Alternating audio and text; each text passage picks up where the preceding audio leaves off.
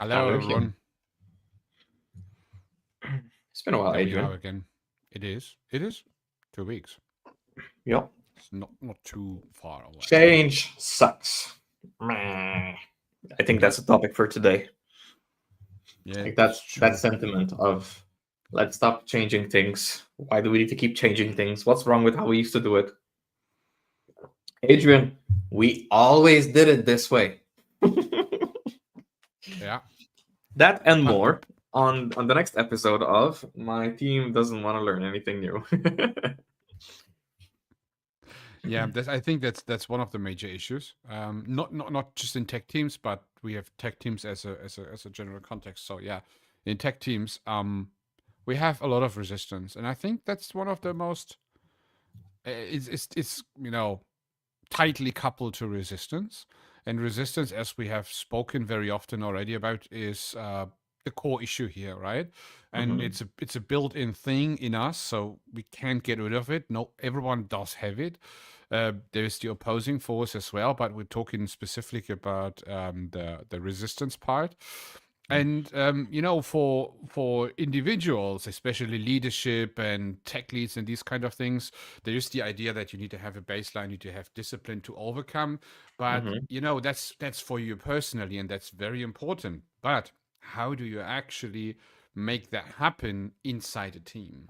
And that's a different story then, because discipline is what you do, but can you actually apply discipline to a team? How do you invoke that? How do you make those kind of things happen? So it's, some people say motivation. So motivation is very short term. It's just working in a very moment, and after that it's gone again. So if you would be a motivator, you couldn't leave the room as a leader, which doesn't make sense. Yeah. And so you need to create something, a system which eventually leads to some form of baseline.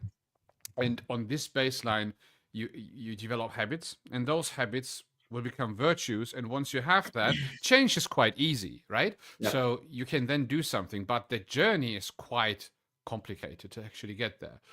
I don't know if that's actually the topic for today, but I think so, because it's very universal. And I think that's when I take a look back at all mentorings and coachings I had, that was the number one issue. Even though when you were invited to help with a technical problem, you always got down to resistance. There was always sometimes resistance, or somewhere resistance, right? So that's the pell which is always there. You can't get rid of it, and you need to learn to cope with it. And I think as a tech lead, especially team lead, engineering manager, these kind of things, or let's say not so much the managing part, so really a leadership part. So you are supposed to introduce a change, right? So you need to embark on a journey. You need to go from A to B. I've talked about that quite a lot in the past. That is in particular something where it's not about a system. So maybe you can use systems to become better and train yourself, but there is a lot of things you need to actually do in terms of being a credible person, a role model, a person who can challenge and be challenged, have a vision, narrate a vision. Those are the 4 pillars of leadership. For example, you need to have them mastered. You need to have skills, very good skills to communicate, to convince people that's actually a good idea, because you need to fight this resistance in the beginning consistently until you get to the point that this fight isn't done by you anymore, but by the people you want to work with. So they fight their own resistance and get to that point, which is discipline in the end. Yeah, that's an interesting part. So let's talk about that, in particular with tech leads, how you can actually get over you said bad habits in the title. So that's, opposite of what you should do, which is, developing a good set of habits, which become virtues, aka it's a process of, developing your mindset. Hmm. And when you take a look at your teams and you join a team, the first day you're there, or so first week, and when you make your first assessment, you reflect, you sit for yourself, and you take a look at those teams. Would you say that there is a lot of resistance in average?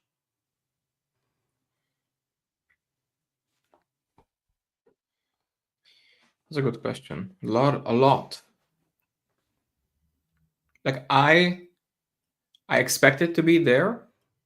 So there usually isn't more resistance than I expect there to be there. If that makes sense. I think Mhm.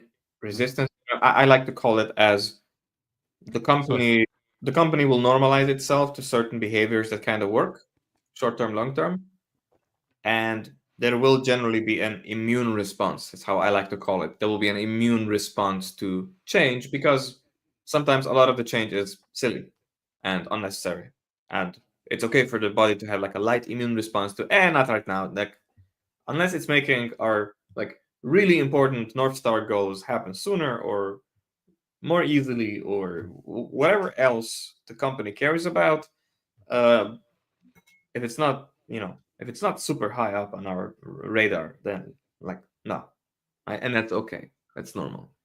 mm, Um, what's also normal is when I come in and people ask me about dynamic reteaming, TDD, continuous integration, trunk-based development, pairing, ensembling, and I'm like, yeah, you say you want it, but like these are simple things. You're smart people. Why aren't you doing it? exactly. That's what I think very often as well. So why I'm actually here, right? You say you want it, but you don't do it. So I can reinforce that, yes, you're correct. You have learned. I can give you a certificate, but you still won't do it. Hmm. So, It's the because same with continuous delivery. When people say, I want to learn continuous delivery, go on yeah, minimal yeah, viable CD and yeah, you see the exact plan, what you need to implement. So you are smart people, you build complex systems, so you should understand this. But it is actually a basic human hurdle there, which prevents, groups, especially groups, right? Because it's not only you. And I see very often solopreneurs and solo performers, creators, content creators. Those people perform normally a little bit different. They have a huge, let's say, since they are already in business somehow, they have managed to overcome those hurdles and established some form of baseline, at least some form of baseline. Some are really great in that. So you see that not that often on the individual level of people who are actually in business. Where you see it very often is when you have social loathing. That means that you have a team, and the more people are in the team, the less effective becomes the single individual. So that's the typical experiments they have done. yeah, Even horses have that. So it's like you span two horses onto a wagon and they are just working each with at maximum 90%, while when they are alone, obviously they have 100%. And that's the very same with humans, so that is baked into our DNA probably. And we need to find a way to manage this. So it is basically impossible, I think it's impossible, to get a team to 100%, so everyone is continuously and consistently performing 100%. That would be very unnatural and that is not necessary. But what we need to avoid is that we don't make a change, that so we change nothing, and actually the entire culture is not where it should be, because as a company we need to change. We need to think about the overarching goals of a company. And if we cannot do something as a team to walk towards that goal, right, to move towards it, to yeah. become better in order to fulfill those kind of things, then we are at danger. And in our modern society, we often have that, like large companies don't really have that. It's a little bit like it really doesn't matter how that team performs. Nothing happened to the teams Yeah, at all. It's like a yeah, mandatory commodity, right? And yeah. that's that where we lost the idea of what is actually natural. The will to survive, right? The survival instinct. We don't have that in modern world anymore in that strength, right? Just saying hi to our Substack viewers. That sounds fast. One of the things I keep seeing is that it's very easy, for example, for leadership, to say, "Oh, we have some bad habits, we need to do some change," and then they create the process. They define the process. They put the process in like a Notion document. They share it. They share it on Slack. They have everybody review it and thumbs up. Have you read it? Yes. Will we follow it? Yes. And they leave the room, and then the next big sync or planning or whatever it is, it's like nobody followed it. Mm-hmm. Right? So it's easy to disconnect and to mistake that habits, that what your people are doing, have anything to do with your written down standard operating procedures. Right? Like they have nothing to do with your standard operating procedures. Because the SOPs are useful when I want to do something. I don't want to figure it out. And I want to figure out what can I follow that works very quickly. So I pull an SOP, I follow it, I solve the problem, I move on with my life. That works.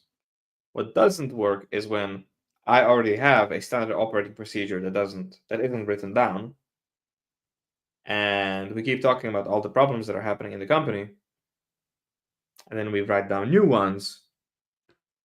Nobody's going to read that. Nobody's going to follow it. Not without force, not without extra incentive, extra pressure. Right? So this is very common. Very common. You pull together a retro, the team like vents, even if it's like a high quality retro, and you get to discuss it and you write down action points and you write them down, and next week it's gone. Right? So this is what I'm talking about. I mean, because sometimes resistance doesn't show up as, no, we're not doing that. Sometimes resistance is just, it's just one ear in, one ear out. It's just distractions. You lose yourself in the noise. Right? And it's just passively going through the same motions as last week, even though we have a better plan. Mm-hmm. Right? Sometimes it shows up like that. So sometimes the immune system is kicking in with the company with, hey, it would be weird to change something, so I'm not going to change anything unless I see somebody else change something before me, and then they do this telephone thing where nobody does anything. That's one aspect. The other aspect is that the team might be silently struggling with something. Maybe imposter syndrome kicks in. Then everybody on the team thinks that everybody else is perfect, and they're the only one struggling with this. Right? So if I have a problem and you don't have a problem, if I speak up, I'm quasi bothering you. I'm interrupting you, right? And that also propagates this illusion that everybody else is okay and that everything is okay, and I just have this like small problem that I have to deal with. Mm-hmm. So they increase this latency of, how long do I wait until I speak up about this? For some people, it's days, weeks. So for some people, it's forever. They just tolerate. They just think that, oh, I've been onboarded. I don't know what to do. I don't know how to deploy the production. My recommendation is like you should be in that state maximum 15 minutes, and then you should go solve this problem and escalate and solve this problem. It's like, I don't know how to deploy. I need to learn how to deploy right now, even if I'm a junior. That's the expectation. Some people stay in this mode for days, weeks. It's like, I don't know how to, I will wait until the sync. I will wait until the retro. I will wait until the sprint is over. I will wait until my manager is free. I will schedule a meeting with somebody, and they only have time on Friday. That feels good. It feels like a solution. So I will do that, but not today. So it's scheduled. I've done something. Yeah. It's actually, but it's totally. Yeah, we need to talk about this, but not right now. Let's schedule a meeting and let's continue doing our old process. Right? That's how this is all showing up in a lot of teams. So what I found works very well is a few tactics that I've sort of pieced together from coaches, from other facilitators, from engineering experts or SDLC experts, right? So it's just people who are expert at improving a pipeline or improving just the team culture. Because ultimately, it's not about what's in the pipeline, what's written down. It's about the behavior of the people, right? If I give you, if you have a team of 10 people with bad habits, and I give you somebody that does modern software engineering very well, that new person will quickly go down to their level, because the environment will always win, right? In a room with 5 people with bad habits, you'll become number 6. because it's just that strong. That's faster than actually the good habits. That's one of the Yeah, big issues we have in society in general, is that we quickly take a look. So resistance is there to save energy. It is exactly, in some way exactly. there to protect It's you. useful, right? It's It is useful. useful. Yes, It is not like an yes, error in our system. It's actually a helpful system. Otherwise, we probably, as humanity, wouldn't yes, be there anymore. But the point is that, as I said, there is social loathing. There is that's basically this idea of, or not only that, but others as well. We are very likely to see, oh, if 5 people can save energy, I subconsciously try to do the same thing without noticing it. So if yes, I am not aware about those things, which means that, where to actually start to improve is always by yourself. So you yes, cannot expect anything from anyone, especially as a leadership person, if you cannot do that for yourself. So if you cannot set yourself a baseline, even though it's a minimal baseline, it doesn't matter. You need to be able to keep that baseline, which means that if as you said, for example, I need to deploy something, that's my baseline, at least once a day, or actually, I need to integrate with my colleagues at least once a day. That could be a good thing. So I know that is my baseline. So I could do that more often, but at least I need to do that once. And I need to not only integrate the code, but I need to have a review session in form of a pairing session, a short conversation, something like that. If that would be a hmm, strategy, for example, then I need to be able to do that out of my personal interest, not intrinsic motivation. I really yes. mean I want to do that because it's a trained habit. You need to believe and act Mhm. on the mindset that this is actually helpful to you, and that not Exactly. doing it would be silly. And that is the point where you actually start to become a role model. And if you do that as a team lead, it's very good because everyone sees you as a team lead. Absolutely. But if you do that as a senior or a junior or whoever who's doing that, you become a role model as well. That's one of Yes. those points. So it is like Paul Hammond was saying that once as well, I think Andrea as well. So it's like the idea of that team leads are great, but actually they are not necessary. So the best Yeah. teams don't actually need to have an active team leader, but just have the team leader as a Yeah. A role lot to of support, to roadblocks and remove roadblocks, these kind of things. But everyone can be a leader in a team. So yeah. that's shared responsibility. W- That's a positive William, habit. William, I see your comments. Keep them coming. William said that he says that this is a sign of apathy, that there's a lack of trust in the team, and I agree with that. Lois, hello. Um, I want to mention that a lot of teams don't have leaders per se, team leads, tech leads. They have like cheerleaders. They have somebody who is enforcing process, Mhm. right? Somebody who is like really, really enforcing process, because in absence of it, the team is just falling apart and they don't really collaborate well together. Um, Hi from the Netherlands. Hey, I'm streaming in from Slovenia. Adrian, you're in. Can we say which part of Germany? It is the southern part, Black Forest, next to the Europa. Yeah, isn't that great? Hey, Lois. I make that Uh, smaller. it's nice to Yeah, see the. you are supposed to ask questions. This is a live stream. That's your Yeah, opportunity to yeah. ask So questions I'm or give watching us Substack. statements. I'm watching Crafting Tech Teams on Substack. Oh, Lois says he's 15 minutes from Amsterdam. Yeah, we have a strong European crew today. Awesome. Yeah, the Is it? Americans are sleeping still, isn't it? Does this resonate, by the way, what we're discussing, Lois, William? Like, what of this are you seeing in your teams every day, or like, what do you wish would be different if it's sensitive to talk about? Maybe mention something that's been happening as a positive or negative example from your previous teams that you no longer work with. Um, so back on topic, there was this Mhm. idea that a lot of teams just have cheerleaders, where there's somebody in the team enforcing process or reminding people of the process. But what I really want to get down to is what you mentioned, is that there is never going to be change unless you're prepared to give that change to yourself and to your team. What do I mean by that? So, for example, it's a very common, and I'm sure a lot of people in chat will like resonate with this, and also some of my clients who might be watching, is that it's very easy to think that, oh, I know how to do TDD. I would do TDD on a greenfield project. Anjana, hello. Oh, it's been a while. Hey. I know how to do TDD. I know how to do pairing. I know how to do continuous integration. I know how to do, uh, you know, on-demand, ensembled planning without Scrum, without sprints, etc. But in this company, we're doing it. And we're not doing those things. And I don't like that we are not doing it. We should be doing it.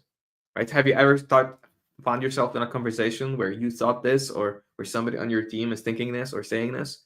Right? And it is that mix of I used to, but here we don't.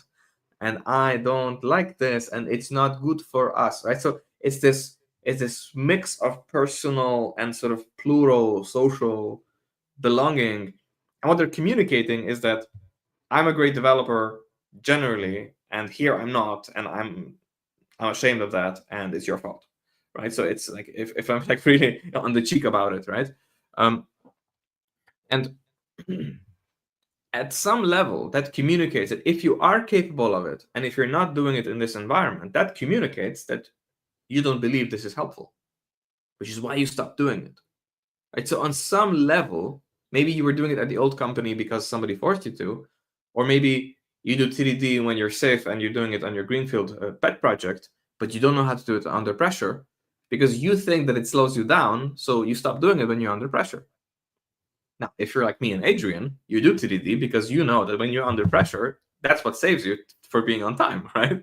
But that mental shit is not obvious, right? So it comes down to this attitude, and I usually facilitate this conversation of, okay, so you don't like that we are not doing this, so now let's play a game, right? First of all, expect of yourself to do it. Not to do it maybe if management agrees. Just start doing it all the time this week, next week, not a little bit, all the time. Because if it helps, why would we delay it, right? And the moment you stop doing it, just write it down. The moment you're like, pressure, my boss, meeting, I hate this, I'm stuck, I feel frustrated. Just awareness of when you feel stuck, write it down. Yeah? Yeah? Write it down. And then just let's have a conversation about that. Why did you stop? What is it that made you stop? Because then we have to analyze it. That's the first level. Give it to yourself. The thing you want from the other people to do, give it to yourself. And then when you're giving it to yourself, then offer it to your peers. Sorry. Actually, the writing part, I would like to add up on that one. So I was showing this little booklet here. This is my break book. That's something I started a while ago together with my coach, and I had something similar, just digital beforehand, and I switched to that one because he demanded that from me. Yeah. And actually helps me a lot. Every day I go to the same place for breakfast, and I'm alone there, and I have my coffee there. And I'm sitting down, I'm really writing down what I want to do today. So it's like I have, let's say, up to 3 to-dos. Some other things are inside there, what I want to do, thoughts on the other side, these kind of things. And in the end, I have 3 points, like I need to brag about 3 things a day. And normally it would be natural if you would brag about that you have done your to-dos. Yeah. Your to-dos represent a form of baseline for that day. So you say, I want to do that today, right? That's my baseline. And you will see after a while of doing that, how good you actually are doing when it comes to baselining. Discipline, right? So are you distracted? Are you distracted by noise? Are you distracted by colleagues? Are you distracted by tasks? For example, people think, oh, I am not lazy when I actually had 3 to-dos, but another client comes in who is important and says something, so I do that instead of the others. In reality, I don't like to do my actual task. I would like to do that more, but I fool myself that this is now more important. In reality, you have failed your baseline. That's what actually happens. So there might be circumstances where this is necessary, but in most cases, it's not. You fool yourself in that moment. And these reflections, those meditations actually, there's some form of meditation you do there, is you reflect on yourself if you have lied to yourself or not. So if you have 5 days in a row where you really see like you don't get the stuff done, which you actually saw as a signal. So you you detected something as that's a signal, I need to do that. Instead, you're focusing only on the noise, which is actually no focus, it's just blur, right? Yeah. And that is why we all should have something like that, no matter how it's working for you, but you need to have a method to reflect yourself. That's important. Otherwise, you don't get there. And the idea is how, if you do that yourself, you have yourself created the foundation to do that for others as well. Before that, no. That's William is saying William says he doesn't think enforcing things is the way. Building the culture so that this is who we are is what he resonates with. William said in response to your mention of the notebook, is that I really like having a personal wiki to write things down, to create a place to reflect on situations and problems and help me realize what new habit I need. Again, this is typical like personal development, not so much tech leadership. But I want to connect the dots here you because need to have that, exactly, because I want to connect the dots here because I am using these techniques for change management inside tech teams. Because generally what happens is that there was this question, William, do you see pairing as a way to spread habits? And no, like pairing is actually not a good way to spread habits. Pairing is very good to make sure that the adoption rate remains high, but it doesn't spread it. Like I can't keep pairing people together, good habits and bad habits, right? Because if you're pairing somebody with a good habit and you pair somebody with a bad habit, how do you know that that is the good habits that are spreading? Maybe it's the bad habits that are spreading. So what the pairing is about is that you put two people together who are doing the good habits but are struggling each individually, uniquely, differently, with some aspect of it, and then they help each other. So the point of pairing is that if you have an issue, you don't wait an hour or a day to ask for help or call a meeting or wait for the retro or call for the sync. But if you have a problem and you're stuck for more than 15 minutes, 10 minutes, you immediately know who to reach out for help. So you have like a really low latency, synchronous first line of defense, which is your pairing partner.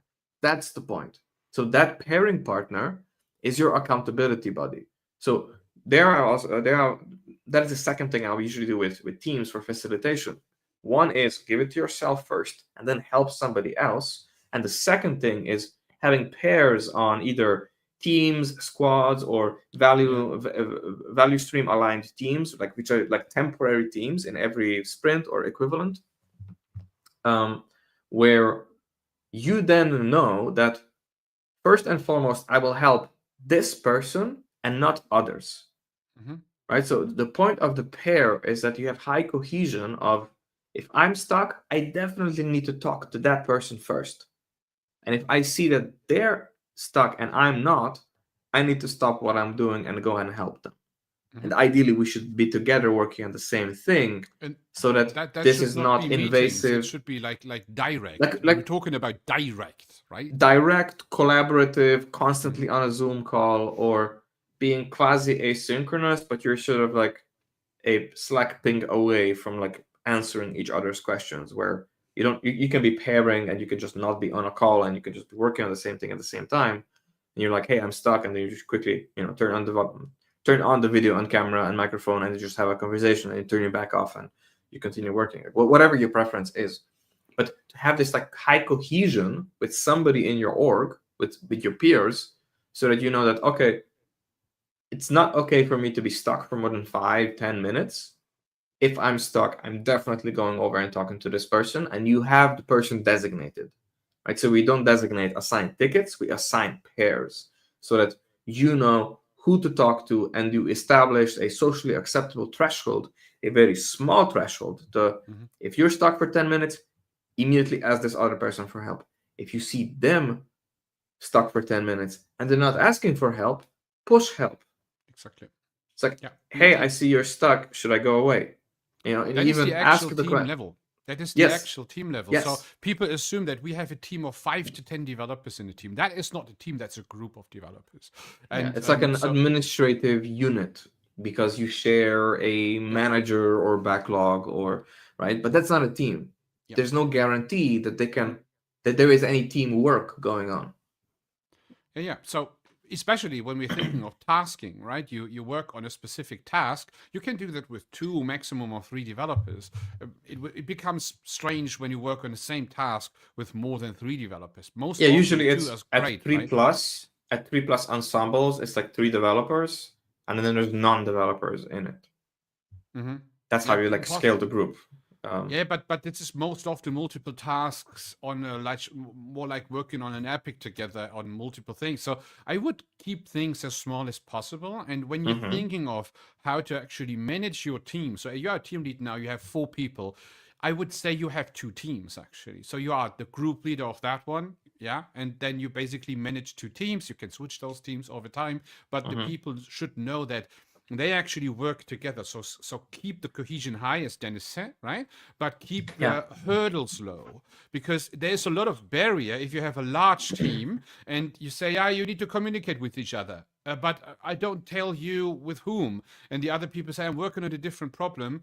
I have different challenges there. Please don't interrupt me. Make a call with me in Yeah. half an hour Yeah. or something like that. Yeah. That's one of those issues. It must be immediate. Otherwise, It you're means no must team. be immediate, It's and it your must follow. wingman. It is. And it, yeah. It's flying in Because the same formation. when I started working, for example, right, almost 20 years now, I was onboarded by the CTO, and my sponsor, my mentor, was the CTO. So if I had an issue, and I did have an issue when I was a junior, I had an issue every 10 minutes. I was bothered an the issue. CTO. I was the issue. Yeah, I went to the CTO and it's like, "Hey, what's this?" It's like, Uh-huh. "Hey, should I do that? Hey, this is a problem that I found." Right? Like the way I was onboarded onto my first PHP gig, I was a junior engineer, and my previous job was Java for like a summer job. I was 17. I just turned 18. CTO put me in the code base. He's like, "Okay, here's our framework. Look around and tell me if you see any issues." And then I brought everything. Oh, this for loop is not optimal. This reference here is being passed by reference, might be an issue. There's this very large function here. I don't like it. I optimized it. Right. I didn't say I refactored it. Like back then we didn't have really language for am I refactoring? No, I just said I optimized it. It's weird. If it's hard to read, it's probably slow. I optimized it, right? Is that okay? Did I do it correctly? Should I be working on this? Right? What do you think? Can you help? And then usually it was like, that's not important. Just that's okay. This is what you're missing, right? And We have a comment. We have a comment. We have several comments. Do you want to read it out? So the point I'm trying to make here is that I got lucky. I could go and interrupt the CTO. If that happens today, the response will usually be, not now, call a meeting, try to do it yourself for at least, an hour, talk to that peer. And that's usually a sign of lack of cohesion, which means that you're probably being onboarded and you are told to report to the manager, and the manager is busy and unavailable and not part of the team, and he's not pairing with you. And you also weren't assigned anybody to pair with, which means you are now solo, isolated, and your rate of learning is maybe you learn one small thing once per day, which is when somebody unblocks you once on a sync or stand up or equivalent. And that's way too small. You should be learning, every 5 minutes, not once every day. Like that's a huge shift in how your career can go if you're sort of shooting yourself in the foot that way. Anjana says, do you want to read it? Yeah. Okay. Anjana says, in a team, each has their own process in mind. It's the same dilemma when there are plenty of choices and we don't know what are we going to do given these processes from each of the team member. That's when someone becomes passive. So that's, I think, an issue that people become passive. So I think that's it was actually, at least in every mentoring when it comes to team leads, it was an issue with people become passive, people become silent, people don't speak up anymore. We have this dominant person speaking, everyone else is not. That is absolute sign of a dysfunctional team. Not that the people are not creating any output anymore, but they are totally ineffective. And I don't need to watch twice, and I don't need to make an assessment. In that moment, I know the effectiveness is not where it could be because there is no communication. There's one person dominating, dictating things. Maybe two persons like arguing with each other. Everyone else is silent. But normally, the majority of people are quiet, and that is exactly what I think Anjana means. It's a little bit like there are actually plenty of reasons how this came to be. I think the number one reason is no one is cultivating anything. That's one of the most of the times the actual leaders who are supposed to do that. Those are not the dominant persons. It's very often that the team lead itself is quiet somehow. That's what I saw personally very often. And there is the typical, like most of the time, the oldest person in the room, right? Or It's either the very highest senior paid- engineer or Yep. a very assertive or dominant non-team member, like somebody from product or somebody, you know, if it's like a sales-driven pipeline, maybe somebody from sales who might be very Yeah. much. The people who And define maybe they're not deadlines aggressive are very and often very dominant. dominant. Yeah. Yeah, and maybe they're not dominant. Maybe they're just very assertive. Maybe they're very charismatic. Maybe they can sort of present a case that is very alluring to the team. Most of the times those people are trained to communicate well, and good Yes. communicators can be or can use the tool, the inner voice, no, not the inner voice, but the built-in tools like voice. They can use it to actually get what they want. And developers, in my own experience, of course, many can communicate. I don't want to say that, but I would say on average, salespeople, business people are way more trained or used to use communication as a real tool to get what they want. But developers are not that. No, like, you know, you have that very often, those notions, especially on LinkedIn, when you read about this. We're talking about imposter, we're talking about people who are very intrinsic, right? So they are very for themselves. They try to be, they seek isolation because they don't want to express themselves too much. And I think that's one of the things we should learn to communicate as a team, and we should urge communication. We should Imposter foster syndrome communication. Imposter syndrome isn't real. I just want to highlight that imposter syndrome is a quasi, I don't know, excuse. It's used for excuse making. State. It is a Yes. self-inflicted No. state. I don't even. Hang on. Let me finish. Imposter syndrome.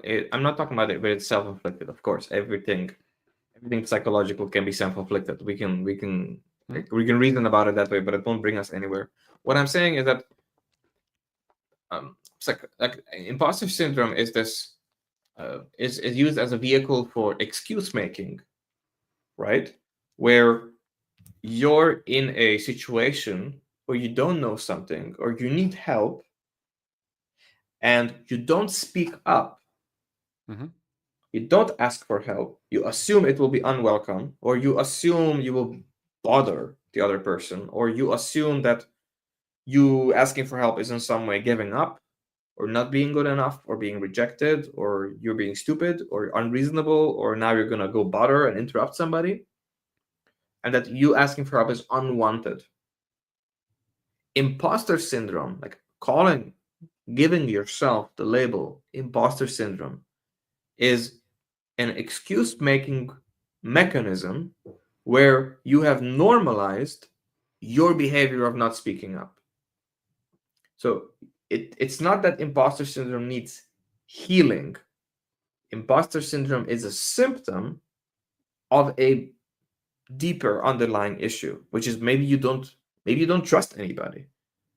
Maybe you think you're senior, so if you're a senior, you need to know everything, so you will never ask somebody for advice because then that shatters your view of like your authority in or your confidence within this organization, and you need the confidence or the illusion of confidence to survive, right? So it gets down to that level, that primarily what product engineering teams struggle with is truth seeking, right? So we need to figure out is what we say and what we think reflected in our actions.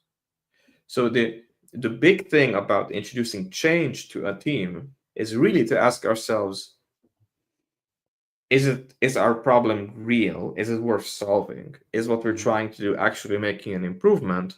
And are there challenges in adopting the new thing that are different from this being worse, right? So a good example might be, maybe there's too many meetings, and maybe there's too many meetings because people don't speak up when a meeting derails, and they have a lot of meetings where like there's one dominant speaker, and then the meeting ends because it's out of time, and then the team doesn't know what to do.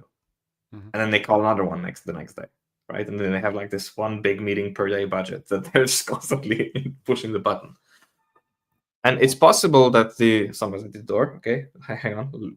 Let me keep my train of thought. So it's possible that I need to answer the door. Okay, sorry. I will continue in a moment. Give me 2 minutes. Okay. Shall I wait now? Okay. So I need you to say something in the meantime, and I will listen. What can I say to not interrupt? I don't know. So we have talked about imposter syndrome, and it's the word syndrome is one of the things we should get rid of. But now this is this wasn't 2 minutes, but anyway, let's go ahead. Just finish your stuff. It makes more sense. Just go ahead. So what a lot of product engineering teams struggle with is truth seeking. So it is not so much about people having imposter syndrome, but rather this illusion that if we don't speak up, it will create the illusion that everything's okay. And if you have that illusion, every time you have a problem, you're comparing yourself to the illusion that everything else around you is okay, and only you have a problem. Only you don't know something. And there is somebody in the organization who knows. And they all know. And you're the only one who doesn't know, right? And you're doing that comparison frame to yourself. So then you might not speak up, but the issue is that oftentimes you don't know something, you ask for help, and they also don't know. Yeah, but the point is, it is self-inflicted, since you simply need to overcome. It is so simple to overcome that trapping yourself in this notion, which is the infliction you do to yourself, keeps you there and even pushes you to become depressed on some point in time if you do that for too long, right? Yeah, it's not sustainable. Exactly. You spiral down, while the only thing you need to do, that is basically an extreme form of resistance, the only thing you need to do is to go the next step and ask. When you will see, I don't know that as well. Ah, okay. You don't know that as well. All is gone. There's nothing there anymore. So that is the point. So you see that with little children. So when I bring my daughter to the kindergarten, and she's now alone because her brother is now in school, and she is now afraid to be there alone. And it is like she's so afraid that all the other children can do a lot of things she doesn't know, she doesn't dare, those kind of things. And once she stepped over, suddenly everything is gone. 3-4 days of fear, anxiety just vanishes and disappears in a blink of an eye. It is that's the point. The actual depression you create, the actual anxiety you create yourself, will stay, while the actual fear which caused it in the beginning is just a temporary thing you can overcome by having a baseline discipline to just do things of which you are afraid of. Now, what can happen, and somebody pointed out in chat already, is that you can ask for help, and the person you ask for help is having a bad day, and they have a knee-jerk reaction to being interrupted. And they might be heavy-handed in responding to you. They might say, not now, I'm in an emergency, figure it out on your own, sorry. And then that happens maybe you're a junior. That maybe happens a few times, and then now you start questioning of, well, every time I ask they send me away. Maybe it's not okay. You know, maybe it's me. Maybe I should know. Maybe I shouldn't bother them. Maybe, and then you keep spiraling back, right? So it's just this idea of every time you ask for help and there's like nobody who can help you, or nobody wants to help you, or people just reject you, that is worth bringing up. That is worth bringing up for management. That is worth bringing up for retros.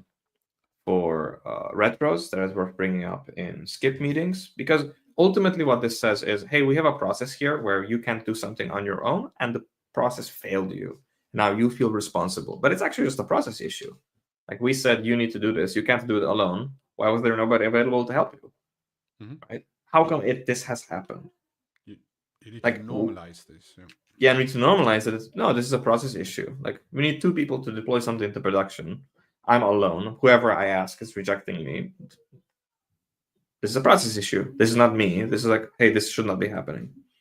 Right? But it takes a lot of years of experience to accept that this is not okay, and this requires immediate attention. Not in a year, not maybe in a retro 2 weeks from now, but like now, today. It's like I can't be blocked. You talk bottom up right now, so you have So the again, POV of a junior developer who is Yes. struggling with that one. Yes. That shouldn't, in a good team where an active team lead is, when you need to step in as a team lead, you should be able to spot this on day one and work against that, so that will never become a problem. So Yes. you can completely remove imposter syndrome as a lead from Yes. the team. Yes. It's no Now, problem. what you It's can, one of the so- easiest tasks. so going back to the facilitation notes is, first of all, give it to yourself. If you're a team lead, give it to yourself and then offer it to others. Because first of all, you will normalize, yeah, we don't usually do TDD, but I'm going to do TDD. And I'm going to struggle and I'm going to talk about it and I'm going to involve people who want to be involved, but I won't force it. I won't communicate. In order for me to do it, I need to define process and force you to do it. And then when you have accepted me forcing you to do it, then I can finally get to do it. That's how a lot of people think. And a lot of engineers don't, like, they miss how dysfunctional this kind of thinking is. It's like, no, I won't start doing it when we have normalized it. I will start doing it because it's not normalized, because me doing it, obviously we need to learn something. Why is doing TDD difficult in this environment? Maybe we stigmatize it. Maybe we don't know what we're building. Maybe we're building a lot of nonsense. Maybe we don't understand what we're building. Maybe we're building it in the wrong way. Maybe we're over-engineering. Maybe we don't know how to treat a legacy system. Maybe we don't have access to the things we need to have access to. Maybe we don't have process autonomy. Maybe we don't feel safe speaking up. Maybe we're under too much pressure, and due to the pressure, all of the decisions are bad. So what's the point of doing TDD if all of the outcomes are guaranteed to be bad because we're under so much pressure, right? So that will get the conversation rolling, but you need to give it to yourself first. You need to be introspective enough of, I'm going to do it. Oh, I gave up. Why did I give up? Write it down, etc. Then the next step is give it to somebody else. It's like, hey, do you want to join me? Like, you don't have to do it, but I'll do it. And if you're joining me, I would like us to do it together. Again, not setting expectations. I expect you to do TDD from now on. No, that's just setting them up to fail, because they will be struggling it the same way that you're struggling with it. And if you haven't figured it out, why would they figure it out? And if you then set an expectation that you know that they can't fulfill, they're just setting them up to fail. And others feel miserable. And then people tell me, oh yeah, we tried it, it didn't work. Well, of course, because you tried it and then you didn't really analyze what prevented you from doing it. And then you felt shit for not doing it, right? And that's not helpful. Like, that kind of change management is not helpful. Because we need to figure out, yeah, like, you're smart people, so you know how to do TDD. So the only reason for you not to do TDD is because something is suppressing the expression of doing TDD, or trunk-based, or dynamic reteaming, or whatever modern software engineering practice you want to do. There is a reason why it is being suppressed. What is lacking? Maybe there's too much pressure. Maybe you don't have process autonomy. Maybe you're doing 10 experiments and you're expected to suddenly be extremely more productive. Okay, waffling. Didn't we have a sound for waffling? Yeah, What's wait a the- second. what's the new sound for waffling? When Dennis is in his flow, in his tunnel vision, then we need to play something. Where is it? There's so much. There's so many. That one. Okay. So that's the team lead perspective. We discussed the team lead perspective, the senior perspective. We discussed the junior perspective. Now let's also discuss the CTO perspective. With CTOs, it's interesting. So I usually do coaching on both sides, top down and bottom up. And I usually start top down. Bottom up, I found, isn't effective. Bottom up is what happens on conferences when people go to workshops and then they come back and then nothing gets adopted. Yes, Right. You're laughing, but The it's like that's interesting not. part is the people at the top send the people at the bottom to workshops and then to shut up when they come back because it's annoying what they have Yes. to say. That's Yeah. great. Yeah. That's called employee incentives. Mm. Yes, and I know that's ineffective, so I'm doing it the other way around, right? So if I know that doesn't work, what if I do the opposite? And it turns out that at least I'm being financially rewarded in exploring this as a coach. But it's so if you're a CTO, for example, or like whatever the highest level in your organization is for the head of engineering, for the engineering role, what I can tell you is that it's worth, when you're running experiments like this and you're actually trying to improve processes, it's worth. This is something I learned from a few fellow coaches. Is it's worth creating like an adapter around the group that's running the experiment. For example, one of the experiments we might be running is doing dynamic reteaming with dynamic sprint sizes. Right. So usually when we dynamically typical example, 10 people, 2 weeks, sprint is 2 weeks, and it's 10 people. And with dynamic reteaming, I'm like, okay, well, let's just analyze the shape of the work. This is a priority. That's a priority. Here, 5 people can work. There, 2 people can work. And then we have a few flex people, like a few people who are flexible. That's a team. This is a team. Dynamic reteaming. Let's split up into focus groups, and then each team has process autonomy about how they plan their value stream, knowing that the larger group has higher priority. So if they need help, we will happily disband this one and assign more people to it. If they need help, we won't disband this one. That's how stack ranking, product priorities, and then dynamically reteaming. And what usually happens is that these two teams naturally come up with different cadences. This team might plan 3 days in advance and then stop, and then just plan enough to do the next release and maybe where they might be going. And this week might be on a weekly cadence because it's smaller, so they might have a little bit more certainty about something lower priority, something a little bit more long-term looking, right? And the problem is that the outside organization who is not part of this experiment, they expect updates every 2 weeks. So usually what I say is like, this won't work if you guys who are running the experiment don't create some kind of adapter mechanism where people outside of the experiment can interface the same way that they did with you before. So it has to be backward compatible with the part of the organization that is not part of the experiment, so that you guys can learn. Because otherwise, you're also inviting their resistance to change, and we don't want that because they're not part of the experiment, so they will naturally be resistant. We don't want that noise. We want to shield ourselves by saying, okay, like we can reteam every 2.5 days, but it still needs to like bureaucratically come down to like a anti-corruption layer where we still have the same 2-week report. We just updated something inside on like a smaller batch cadence where we think this internal thing is increasing our confidence or our quality, or downstream it's like preventing a lot of issues rather than fixing them constantly. So it's more about prevention rather than just being constantly fighting fires. And we adapt to it and we report to them on that system until we get comfortable doing this and we get some feedback. And then we can sort of slowly unpeel that shell and then see what improvements we can make then with the communication structure. Right? This is very important to have like this kind of like adapter layer, especially for the first big change, for the first big team. And then you undo the shell, or you widen the shell, or you create another shell somewhere else in the organization, and you slowly then bubble up good habits by modeling, oh no, we've been doing this for 2 months now, and you noticed based on the metrics you were always looking at. You didn't need to be part of the experiment to tell that something is better. Like that's a win then, right? So it is then on the CTO's level to really understand, okay, what are the communication expectations? What are some like hidden cadences of where does somebody get anxious if they don't see a progress report? Where does somebody like to micromanage a little bit on like changing product direction mid-sprint? Like who needs to be involved so that the adapter layer enables but also shields without creating a silo.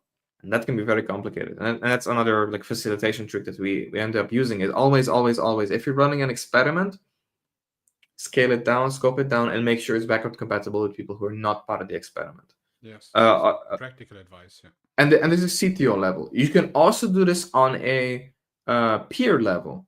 I'm doing TDD, you're not doing TDD. So when we're pairing, if you're joining me, we're doing TDD. If I'm joining you, we're not doing TDD. Right? So there's that adapter layer. And I also don't expect you to run my tests. I'll run my tests until we automate it. And I will not automate it until I have normalized whatever is happening in my bubble. And you have sort of starting to follow trend because what I'm doing is working, and maybe it's only working for me and it won't work for you, and you will have to do some kind of own learning experience. But at least in process of normalizing it, I can also normalize the conversation about, hey, you did this, now you're sort of quasi a little bit more experienced, now I feel safe asking for help because you have normalized it, management didn't stop you, so now I feel a bit safer to speak up and ask for advice, right? This is what it means, like lead by example, do it for yourself, then offer it for others, and create like some kind of adapter layer to interface in a backwards compatible way with people who are not part of the experiment. Because if you lack all of this, if you don't do it for yourself first, if you don't then share it with others, if you don't have the adapter layer, you will try to do something by saying, we need to do this, and you will try to like get buy-in, force buy-in by writing it down in like a legal document or like something like looks like a legal document for behavior, and then enforce the behavior on like strict sync meetings without a backward compatibility layer. And you'll just encounter resistance everywhere to the point where that resistance very easily crosses a threshold where people just ignore it. Mm-hmm. And it's like, it's that thing we tried that, Adrian. And not for us. It didn't. I don't know what happened, but we just stopped doing it. It didn't make sense. I don't know why. Right? Because the person. Another issue. There's another issue that people, especially on a CTO level, you have said very often that a CTO thinks, "Hey, I'm a chief, right? So I'm an executive. I'm allowed to give you orders. I'm allowed to define things, and you need to obey." That's not how things work, especially when it comes to larger organizations. So what you need to do is understand first that you're doing a very long-term thing here. So you're doing it step by step in small things. So your strategy, which is a pragmatic way to do it step by step, is a very good one in that one. But it is about, you need to focus.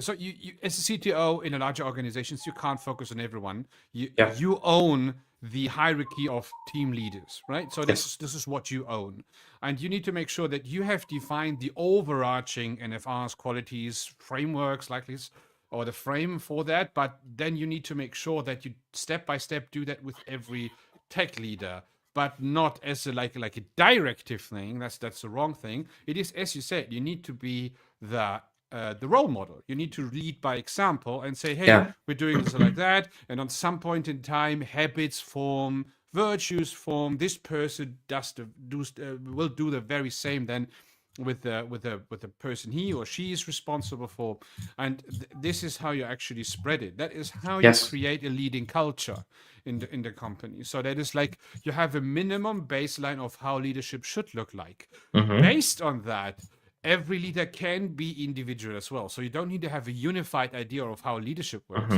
but you need to have a baseline. What is the minimum? So that is what you definitely need to have.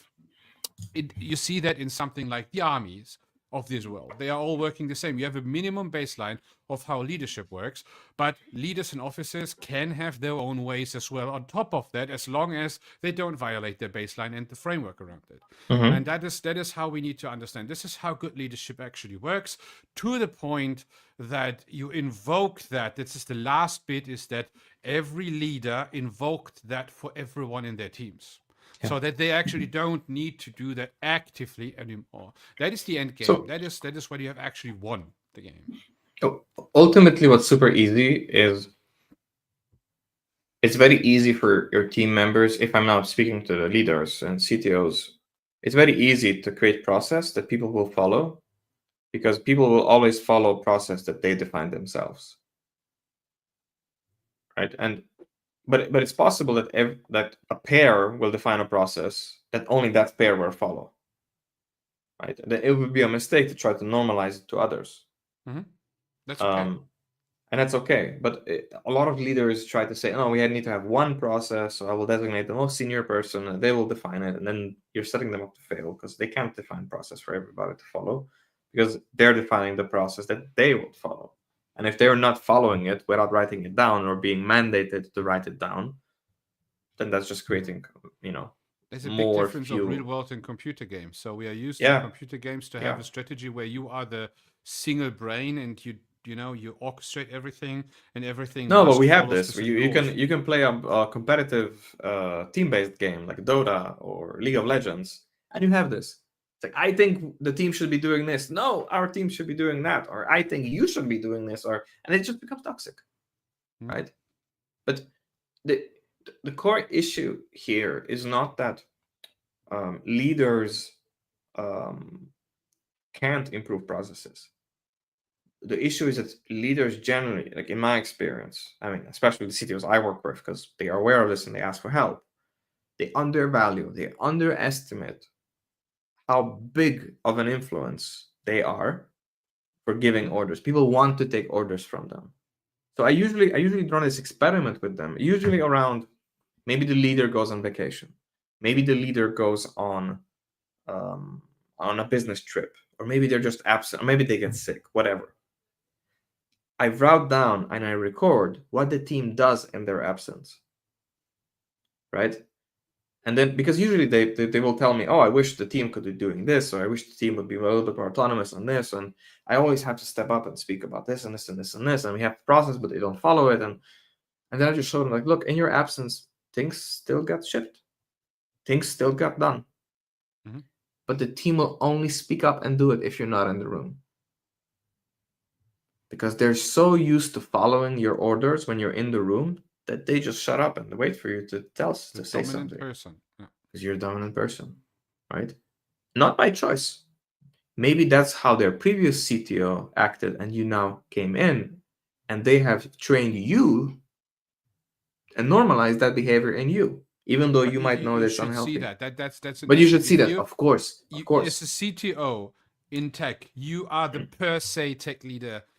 You should really have skills in that case. So if you Yes, are and just an engineer and you have never spent a minute thinking about how leadership actually works, you are not a good CTO. Just yes, but the problem is that in, right?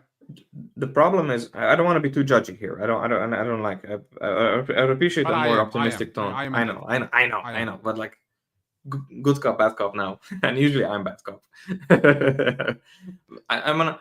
It's possible that this kind of leader never saw their team in a good light, so they might also underestimate what they're capable of.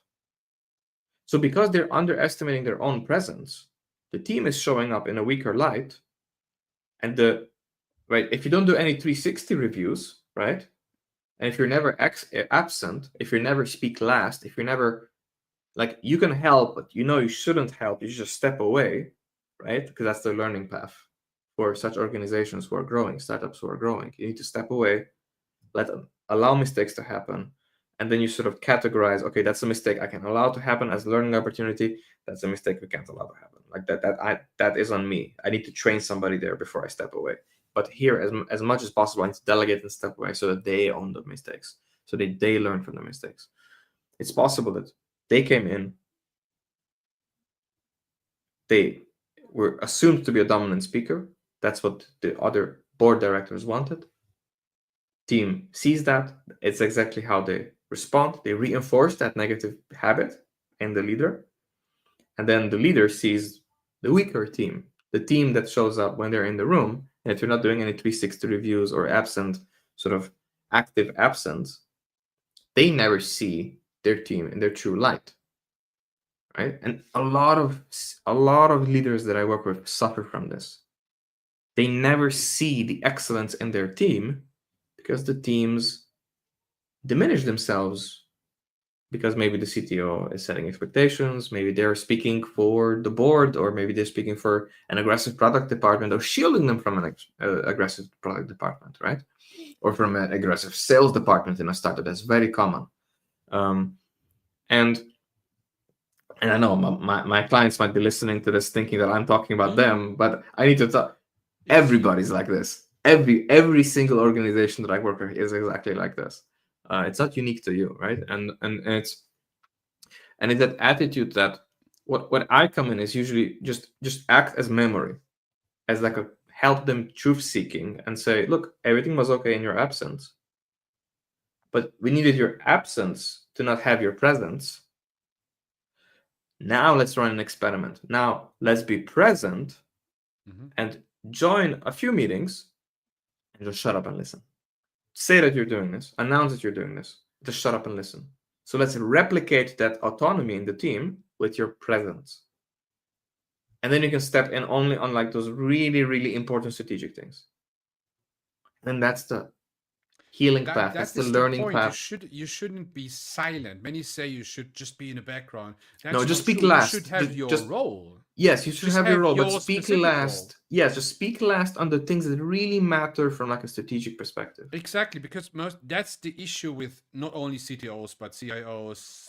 Every C, right? Yeah, is a lot of times you overspan what you're actually responsible for. Yes. Yeah.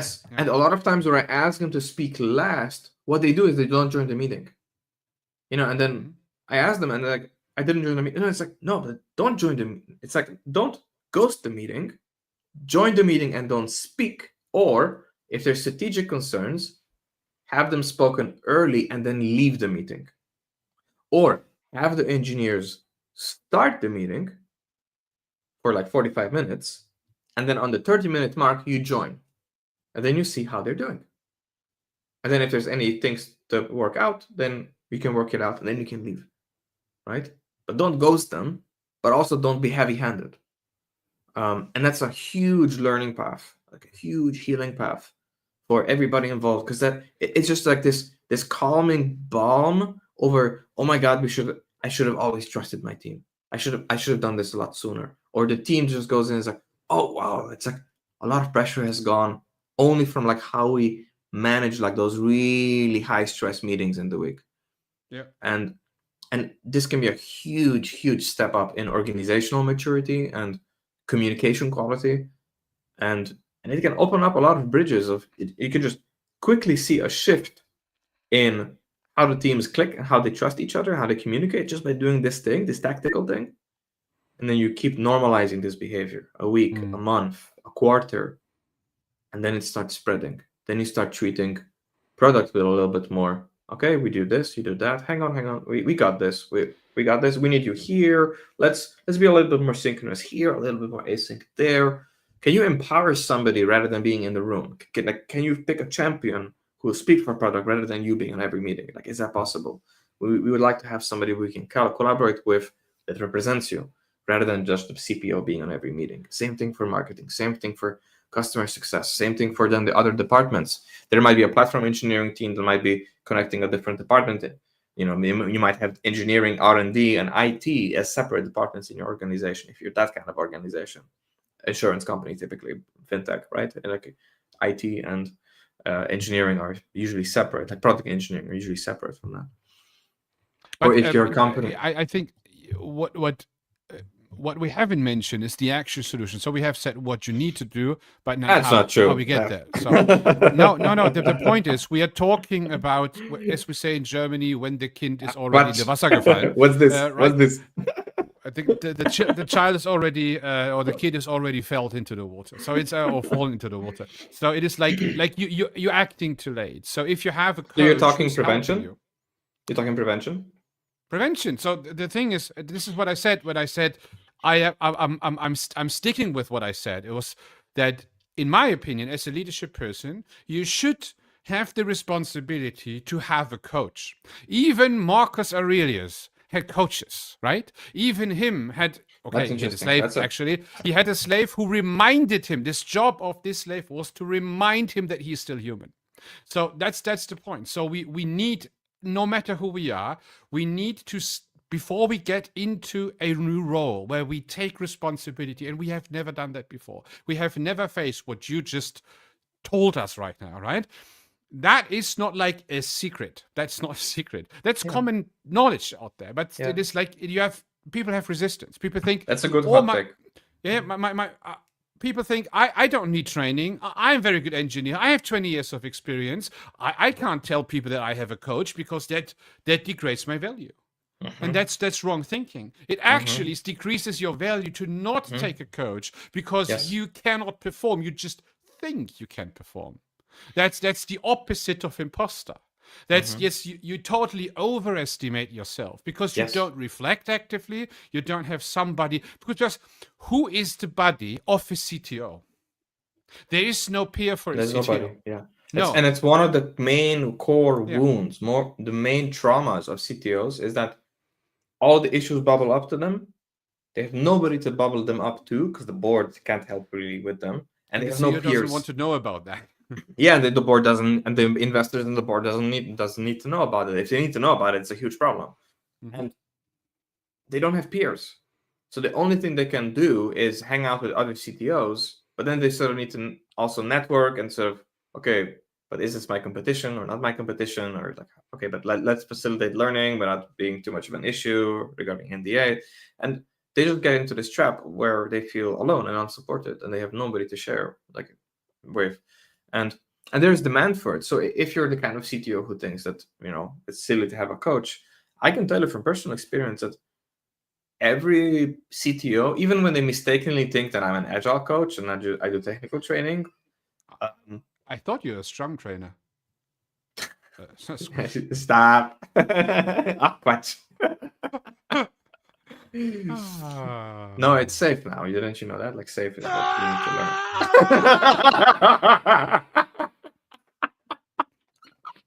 That's good. That's clipboard. That's clipboard. So, no, if you think that this is not normal, I can tell you that there is demand on this on the market. Every time CTOs, leaders reach out to me they don't exactly know what I do, right? So that's good, right? Because it is bespoke. Because they usually, yes, there's something for the team, but once we're in conversation and once we did that like chemistry check, they always want coaching for themselves. We can scope around like how much the team is involved, which team is involved, engineering and product, QA, yes, no, seniors, like how wide, how far, how deep. The thing they never negotiate on is they always want a one-on-one, a personal coach. They always. So if you think you're a CTO and it's weird to ask for help, I can tell you that all of either it's executive coaching or they just want coaching in, they're wearing too many hats and they just want help from like the bottom up of the leadership ladder, right? So it's a CTO who's also a VPE, who's also a head of product, who's also an engineering manager, And who's the also a junior facilitator, developer. and a junior developer, and a staff engineer. And maybe you the don't gardener. want executive coaching from me, but maybe you want help on the rest. Maybe the SDLC is broken and you can't focus on strategy because you spend most of your time on keeping the lights on, right? So let's call this the equity engineer. With actually no Right, so- salary, but a lot of equity. Right? So And you this all comes back to this idea that normalizing change starts with you. I generally reject coaching engagements where a CTO reaches out to me. They're like, I tell them I usually work top down and then bottom up, and they're like, no, I'm good. Just training for my teams. I have some problematic teams. Please train them. I tell them, oh, I know it works best. It works best if I also coach you, because whatever you're doing might be setting up incentives that might be making their progress harder, easier. Like, we can help them if we're doing it from all sides. And if they say no, just for my team, I'm good. I don't want coaching. I usually don't take up like that kind of offer because it already that tells you that there is It's this. prone to fail. It's prone to fail. I don't have support from the top. If I create No, and the that top is adapter, most often the reason. sorry. What I saw is the top is most often the root cause and reason Of for course, the of problems to course. actually fail. But you can't go into a sales negotiation like that. Like if they don't see it, they don't see it. Like if they don't see it, I can't work with them, right? Like I, as a coach, cannot be effective if they have that perspective, if they have that opinion that no, I'm good. Chief level is good, staff level is good, because they're working from a perspective of there's this illusion that everything is okay. It's just a few disgruntled engineers, and if I pull the illusion away and they don't think they're responsible, they'll make me responsible. Because if I pull the rug away, if I remove the illusion, then if the illusions were keeping up some metrics, then once we make the work visible, the problems visible, it will appear as if things have gotten worse. That's what usually people say. And I think we had somebody in chat as well. Daniel, hey, I see you joined late. Padan, Marcos, just want to acknowledge you guys. Who said this? Not me. Definitely not me.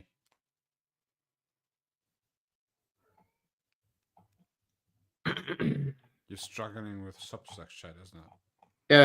Yeah. Substack, I sometimes lose some Substack chat. So I just wanna highlight this idea that people always say that, oh, we don't have time to learn because learning something new will slow them down. And it doesn't slow them down. Like if what you're learning is slowing you down, you're not learning the right thing. It might be that you're resisting the learning. It might be that you're trying to learn something but also not applying it.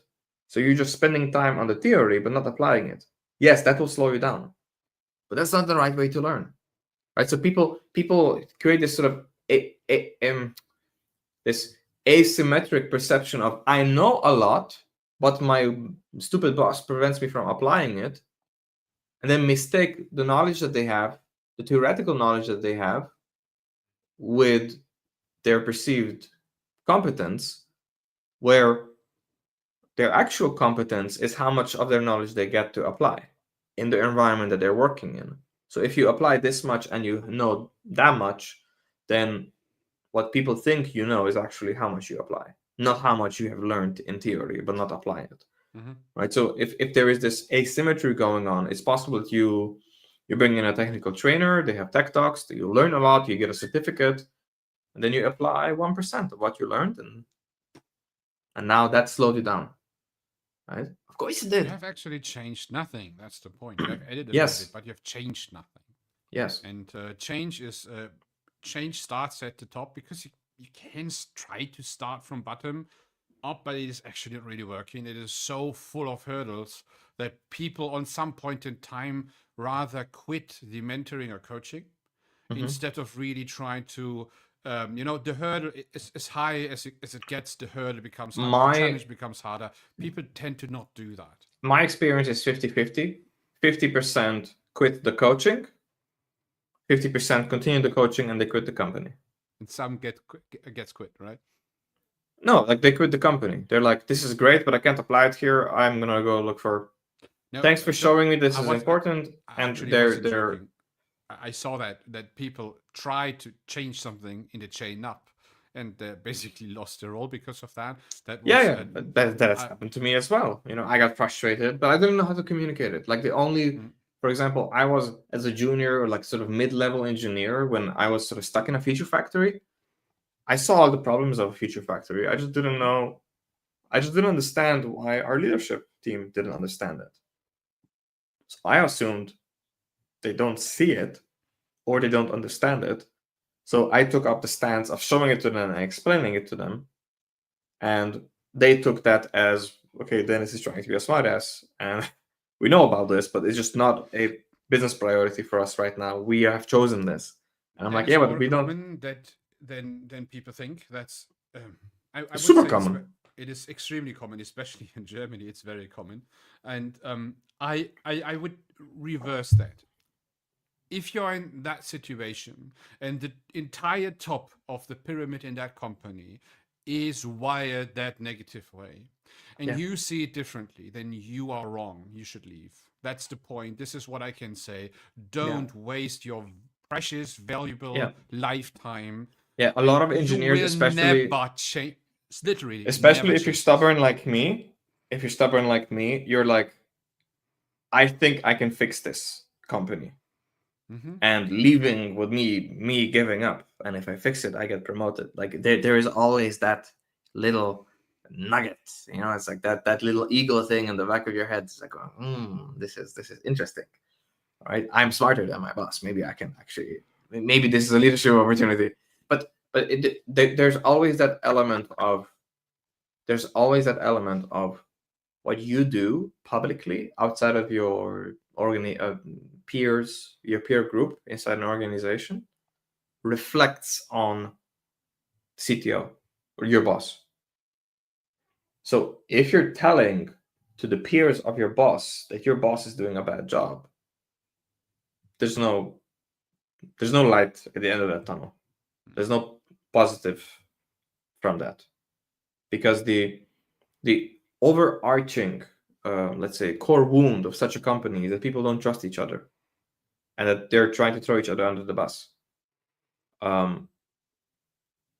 Because the right healing path is figuring it out.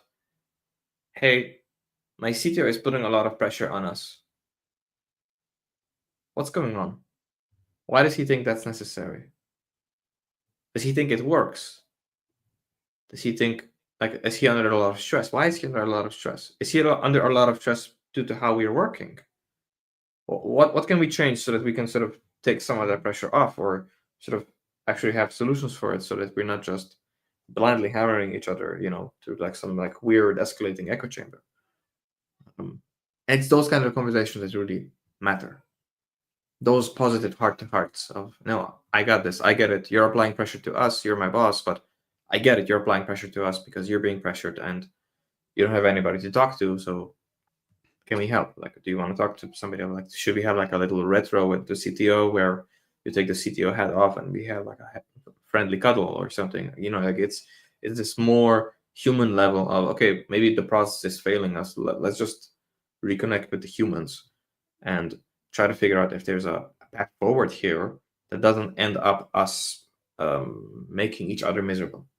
That works in a scenario where if you put the hats off, you are eye to eye, right? But Yeah, it doesn't yeah, really yeah. work in an environment where you have this typical short before pension person and everyone else Yeah, is below age gap, 30. culture gap. Forget it. The engineering team might be from Pakistan, and then the senior leadership is from the US, and then it's just this like Especially when you weird. have Yeah, a lot yeah. of generational differences, these kind of things. Absolutely. Especially older generations Absolutely. have more this type of dynasty thing, right? Layers of Sort of. people are supposed to do something, and Or just that- age, and they're just you risk don't change averse, something like that, right? or they've seen the industry a lot better. You know, like I usually like people tell me in coaching sessions that I look very young, and I can, and also engineers got older.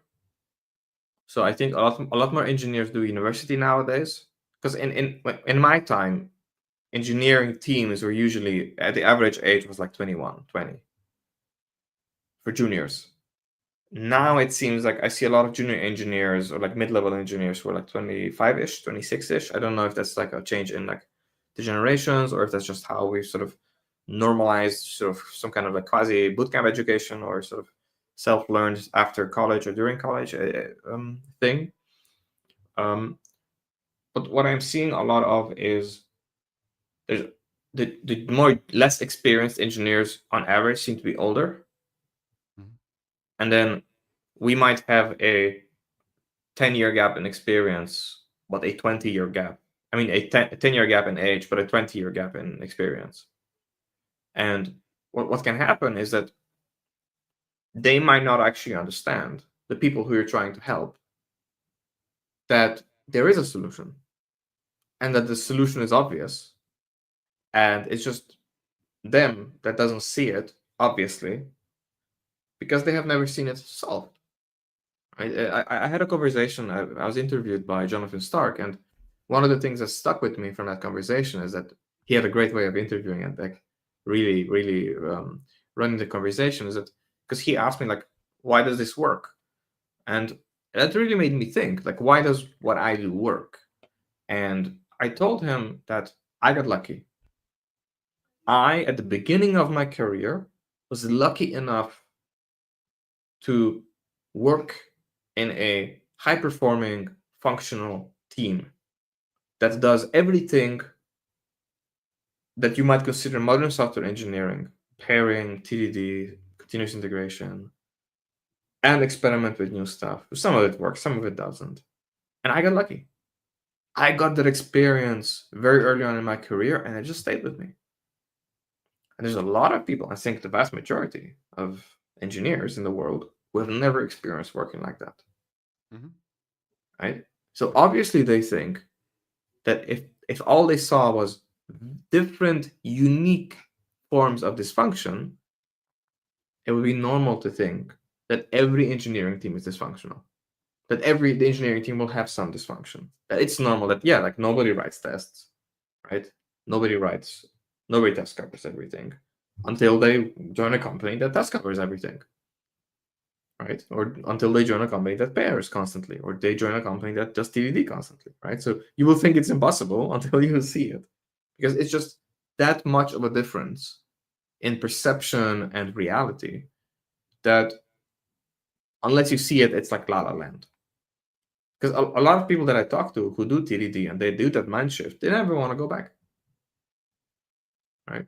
So the pool of people I think nowadays who are doing TDD for a very long time is growing, but the rate of engineers is growing faster than that pool of experienced engineers, which means that there's always some people who have 5, maybe 10 years of experience, and all they experienced in their career was dysfunction, was some form of mobbing, lack of psychological safety, silos, feature factories, assigned work, using shame or pressure to deadlines to get stuff done, Scrum heavy or Scrum or just process naivety, where they say, oh, Scrum doesn't work, we don't do Scrum here, we do our own little thing stuff, something, but it ends up being Scrum. I see that a lot of like sort of more modern organizations. But really the healing path is just knowing that from their perspective, their problem is normal and impossible, and there's no solution. And if I try to convince them otherwise, if I try to tell them no, like usually TDD, a little bit dynamic reteaming, less planning, more design, more learning, faster learning, smaller batches, and a little bit of continuous integration, and that's it. And if we learn that in a year, we're good. We're good forever. And to them, it's... We have 90 minutes.